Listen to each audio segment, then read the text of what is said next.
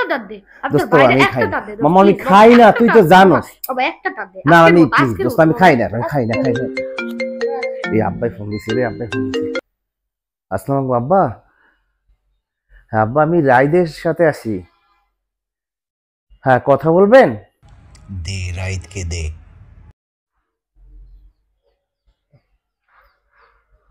আসসালামু আলাইকুম ওয়া রাহমাতুল্লাহি ওয়া বারাকাতুহু। আঙ্কেল, জি আঙ্কেল ভালো আছেন? হ্যাঁ আলহামদুলিল্লাহ আমি ভালো আছি। জি আঙ্কেল, আমরা মাত্র জোহর নামাজ পড়ে এখন তাসবিহ পড়ছি একসাথে। একটু পরে আমরা আসর নামাজ পড়ে তারপর আমরা একটু দাওয়াতের কাছে যাব। দাওয়াতের কাজটা শেষ করে আমরা দুজন একসাথে মাগরিবের নামাজ আদায় করব। তারপর সেই নামাজটা আদায় করার শেষে আমরা দুজনের বাসায় ফিরে যাব। Oh my god. ভালো আছে? আন্টিকে আবার সালাম দিবেন আঙ্কেল। জি আসসালামু আলাইকুম।